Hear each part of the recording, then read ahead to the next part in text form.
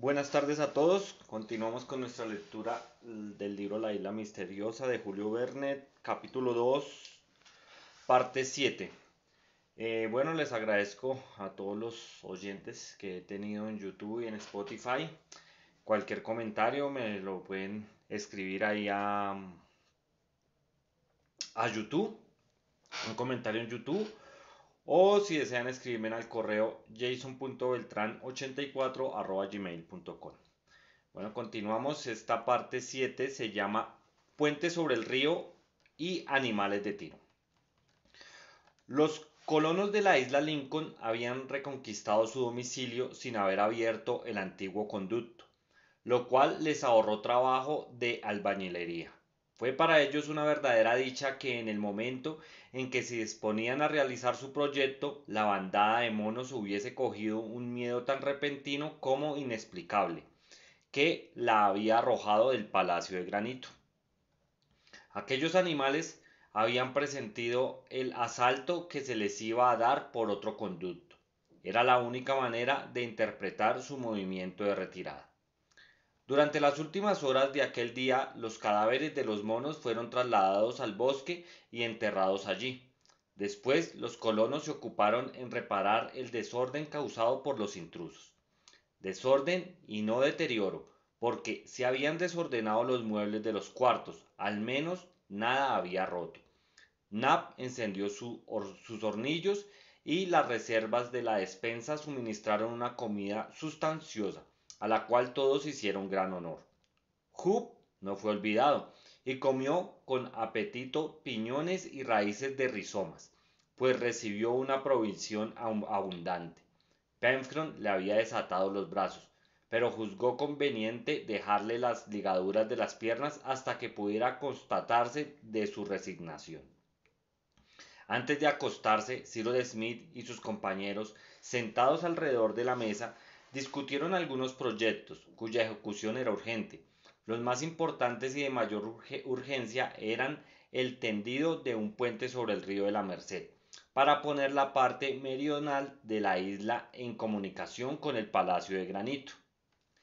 Después, el establecimiento de una dehesa o campo destinado a los muflones y otros animales de lana que convenía capturar. Como se ve, estos dos proyectos tenían a resolver la cuestión de los vestidos, que era entonces la más seria. El puente facilitaría la traslación del globo, que suministraría el lienzo, y el prado debía contener los animales, cuya lana proporcionaría los vestidos de invierno. Respecto al prado, la intención de Cyrus Smith era establecerlo en las fuentes del Arroyo Rojo, donde los rumiantes encontrarían pastos que les proporcionaría un alimento fresco y abundante. El camino entre la meseta de la Gran Vista y las fuentes del arroyo estaban abiertas en gran parte, y con un carro mejor acondicionado que el primero sería el transporte más fácil, sobre todo si se lograba capturar algún animal de tiro. Pero si no había ningún inconveniente en que el prado estuviera apartado del palacio de granito, no sucedía lo mismo respecto del corral, sobre el que Nab llamó la atención de los colonos. Era preciso, en efecto, que las aves estuviesen al alcance del jefe de cocina, y ningún sitio pareció más favorable para el establecimiento del susodicho corral que las orillas del lago, que confinaba con el antiguo conducto de desagüe. Las aves acuáticas se habituarían lo mismo que las demás, y la pareja de tinamúes cazadas en la última excursión serviría para primer ensayo de domesticación. Al día siguiente, 3 de noviembre, comenzaron las obras para la construcción del puente, en cuya importante tarea se emplearon todos los brazos. Los colonos, transformados en carpinteros y llevando sobre los hombros sierras, hachas, escoplos y martillos, bajaron a la playa. Pencroff hizo una reflexión. ¿Y si durante nuestra ausencia le vinieran ganas a Macet Hub de retirar esas escaleras que con tanta cortesía nos envió ayer? Sujetámosla por su extremo inferior, contestó Cyrus Smith. Hicieron esto por medio de dos pilotes derechos sólidamente hundidos en la arena, y después los colonos subieron por la orilla izquierda de la Merced y llegaron al recodo formado por el río. Se detuvieron para examinar el sitio donde debía echarse el puente y convinieron que allí era el mejor. En efecto, desde aquel punto, el puerto del globo, descubierto el día antes en la costa meridional, no había más que unas 3 millas y media, y sería fácil abrir entre uno y otro punto un camino por donde pudieran pasar carros, que harían las comunicaciones más fáciles entre el Palacio de Granito y el sur de la isla. Cyrus Smith comunicó a sus compañeros el proyecto que meditaba hacía algún tiempo y que era muy ventajoso y fácil de ejecutar. Se trataba de aislar completamente la meseta de la Gran Vista para ponerla al abrigo de todo ataque de cuadrumanos o de cuadrúpedos. De esta manera, el Palacio de Granito, las chimeneas, el corral y toda la parte superior de la meseta destinada a la siembra de grano quedarían protegidos contra las depredaciones de los animales. Nada era más fácil de ejecutar que este proyecto, y he aquí cómo pensaba el ingeniero llevarlo a cabo. La meseta estaba defendida en sus 3 lados por 3 corrientes de agua, artificiales o naturales. El noroeste por la orilla del lago Gran, desde el ángulo del conducto antiguo de desagüe hasta el corte hecho en la orilla este del lago, para dejar salir las aguas. Al norte, desde esta sangría hasta el mar, por la nueva corriente de agua que se había abierto en el lecho, en la meseta y en la playa. En la pared interior y en la posterior de la cascada bastaba ahondar este lecho de la corriente para hacer el paso impracticable a los animales. En la parte este, por el mar mismo, desde la desembocadura de dicho arroyo hasta el río de la Merced, al sur, en fin, desde esta desembocadura hasta el recodo del río donde debía establecerse el puente. Quedaba pues la parte occidental de la meseta comprendida entre el recodo y el ángulo sur del lago, en una distancia menor de 1 milla, que estaba abierta a toda invasión, pero nada más fácil que abrir un foso ancho y profundo, que podría llenarse con las aguas del lago y cuyo sobrante fuera a desaguar por una segunda cascada del lecho del río de la Merced. El nivel del lago se bajaría un poco, sin duda, por aquella nueva sangría, pero Cyrus Smith había reconocido que el caudal del arroyo Tojo era bastante grande para permitir la ejecución de su proyecto.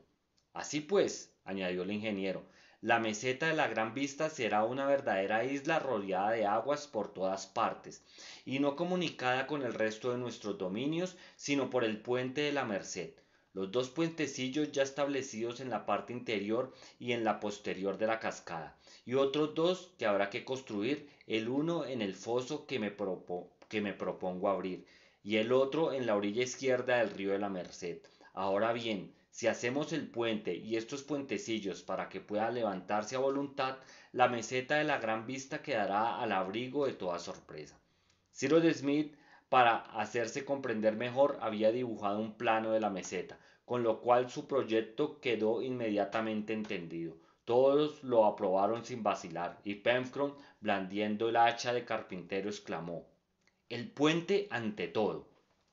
Era la hora más urgente. Se eligieron varios árboles que fueron cortados, despojados de sus ramas, cerrados en tablas y convertidos en vigas y traviesas. Aquel puente fijo en la parte que se apoyaba en la orilla derecha del río de la Merced debía ser movible en la parte que se uniese a la izquierda, de manera que pudiera levantarse por un medio de contrapesos, como ciertos puentes de esclusa. La tarea, como se comprende, dio de mucho trabajo y, aunque hábilmente dirigida, exigió bastante tiempo porque el río de la Merced tenía en aquel paraje unos 80 pies de anchura. Hubo que meter pilotes en el cauce del río para mantener la tablanza fija del puente y establecer los medios de operar sobre las cabezas de las estacas, formar los arcos y permitir al puente sostener grandes pesos. Por fortuna, no faltaba instrumentos para trabajar la madera, ni hierro para consolidarla, ni la destreza de un hombre que entendía maravillosamente esta clase de obras, ni el celo de sus compañeros, que hacía 7 meses trabajaban en sus órdenes y habían adquirido gran habilidad manual. Debemos añadir que Gedeon Spilett no era el más torpe y rivalizaba en destreza con el marino, que no hubiera esperado tanto en un simple periodista. La construcción del puente de la Merced duró 3 semanas. Se almorzaba en el sitio de la obra, pues el tiempo era magnífico y se volvía solo a cenar al Palacio de Granito. Durante aquel periodo se pudo observar que Maese Jup se aclimataba fácilmente y se familiarizaba con sus nuevos amos, a quienes miraba siempre con aire de curiosidad. Sin embargo, como medida de precaución, Penfron no le dejaba aún libertad completa de movimiento, queriendo y con razón esperar a que se hubiera cerrado la meseta y evitando toda probabilidad de fuga. Top y Jup eran buenos amigos y jugaban siempre juntos, si bien Jup se mostraba más grave y formal que el perro. El 20 de noviembre quedó terminado el puente. Su parte móvil, equilibrada por contrapesos, oscilaba fácilmente y no se necesitaba más que un ligero esfuerzo para levantarla. Entre su charnela y la última traviesa en que se apoyaba, cuando se cerraba había un intermedio de 20 pies, que era suficientemente ancho para que los animales no pudiesen atravesarlo. Decidieron ir a buscar la cubierta del aerostato, pues los colonos tenían prisa para ponerla al seguro. Sin embargo, para trasladarla había que llevar un carro hasta el puerto del globo y por consiguiente hacer un camino a través de los espesos bosques del Far West, lo cual exigía mucho tiempo. Naft y Penfron comenzaron haciendo un reconocimiento sobre el puerto y observando que el stock de la tela no había sufrido ningún deterioro en la gruta donde estaba almacenado. Se decidió continuar las obras relativas a la meseta de la Gran Vista. Esto, dijo Penfron, nos permitirá establecer nuestro corral en mejores condiciones, puesto que no tendremos que temer ni la visita de las zorras ni la agresión de otros animales dañinos. Sin contar, añadió Nab, que podemos roturar la meseta y trasplantar las plantas silvestres para que nos convengan. Y preparar nuestro segundo campo de trigo, exclamó el marino con aire triunfal. En efecto, el primer campo de trigo, sembrado con un solo grano, había prosperado admirablemente gracias a los cuidados de Penfron y producido las 10 espigas anunciadas por el ingeniero, cada espiga con 80 granos. Así pues, la colonia se encontraba poseedora de 800 granos en 6 meses, lo cual prometía una doble cosecha cada año. Aquellos 800 granos menos 50 que se reservaron por prudencia debían ser sembrados en un nuevo campo y con no menos cuidado que el grano único. Prepararon las sementeras y rodearon de una empalacidad alta y aguda que los cuadrúpedos difícilmente hubieran franqueado. En cuanto a los pájaros, se pusieron maniquíes espantosos y petardos chillones debido a la imaginación fantástica de Penfron, que bastaron para ahuyentarlos. Depositados los 750 granos en pequeños surcos bien regulares, la naturaleza debía hacer lo demás. El 21 de noviembre, Cyrus Smith comenzó a trazar el foso que debía cerrar la meseta por el oeste, desde el ángulo sur del lago Grant hasta el recodo de la Merced. Había 2 o 3 pies de tierra vegetal y por debajo estaba el granito. Fue necesario, por tanto, fabricar de nuevo la nitroglicerina, que produjo su efecto acostumbrado. En menos de 15 días se abrió en el duro suelo de la meseta un foso de 12 pies de ancho y 6 de profundidad. Hicieron una nueva sangría por el mismo método en las rocas que limitaba el lago y las aguas se precipitaron en aquel nuevo lecho, formando un riachuelo, al cual se le dio el nombre de arroyo de la glicerina, y que vino a ser afluente del río de la Merced, y como había anunciado el ingeniero, bajó el nivel del lago, pero de una manera casi imperceptible. En fin, para completar el aislamiento se ensanchó considerablemente el lecho del arroyo de la playa y se contuvieron las arenas por medio de una doble empalizada. Con la primera quincena de diciembre concluyeron definitivamente estas obras y la meseta de la Gran Vista, es decir, una especie de pentágono irregular con un perímetro de 4 millas, poco más o menos, rodeado de un cinturón de agua, quedó absolutamente al abrigo de toda agresión. Durante aquel mes de diciembre el calor fue muy fuerte. Sin embargo, los colonos no quisieron suspender la ejecución de sus proyectos y como era urgente organizar el corral, comenzaron los trabajos.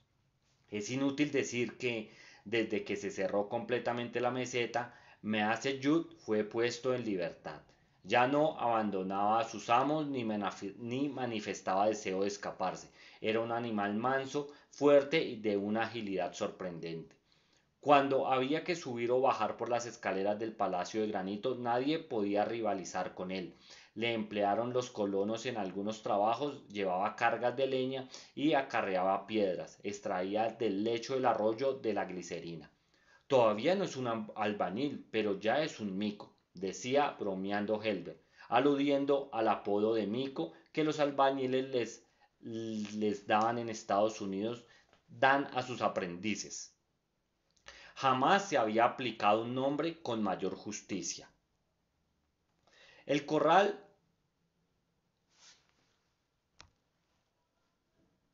qué pena, continúo. Perdón.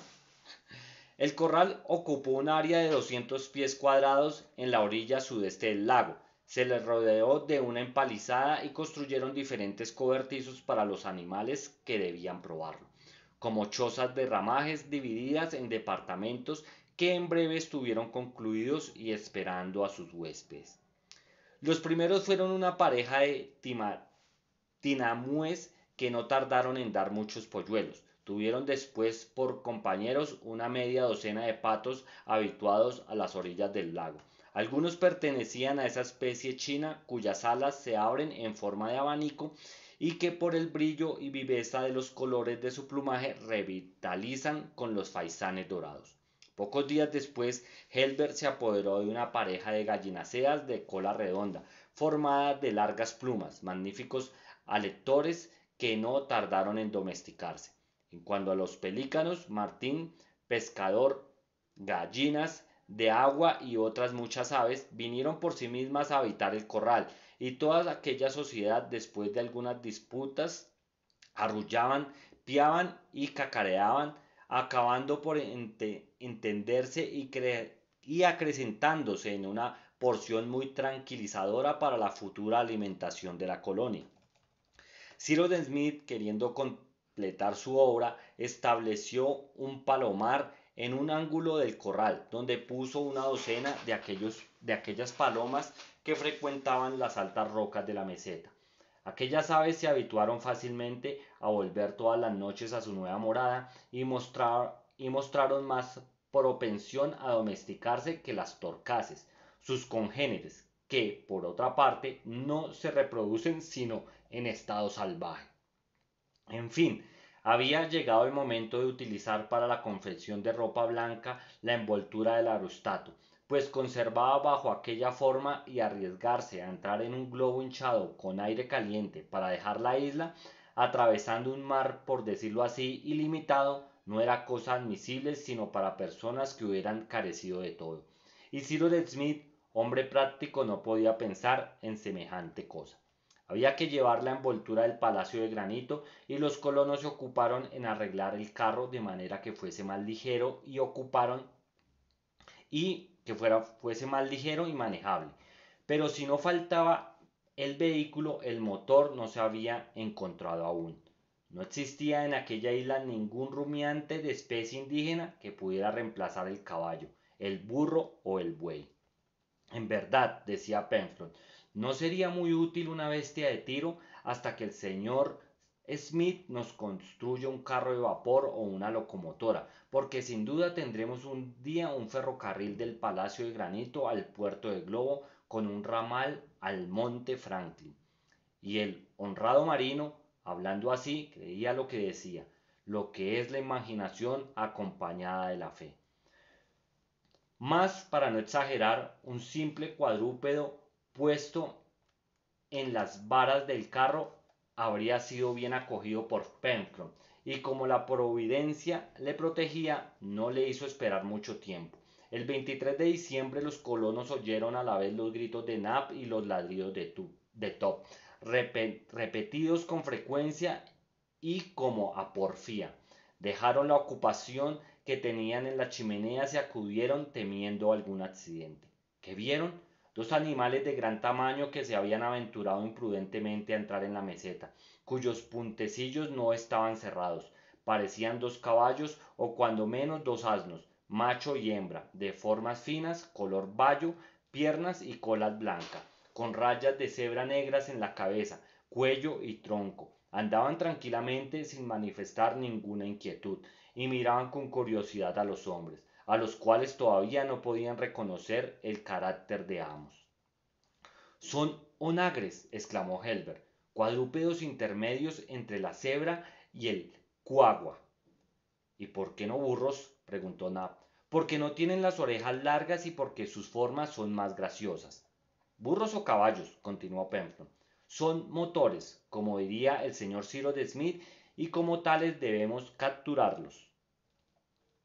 El marino, sin espantar a los animales, se metió entre las hierbas y llegó ocultándose hasta el puente del arroyo de la Glicerina, al cual hizo girar, y así quedaron presos los onagres. ¿Convendría apoderarse de ellos por la violencia y someterlos por una domesticación forzosa? No, se convino en que durante algunos días se les dejara en libertad de ir y de venir por la meseta,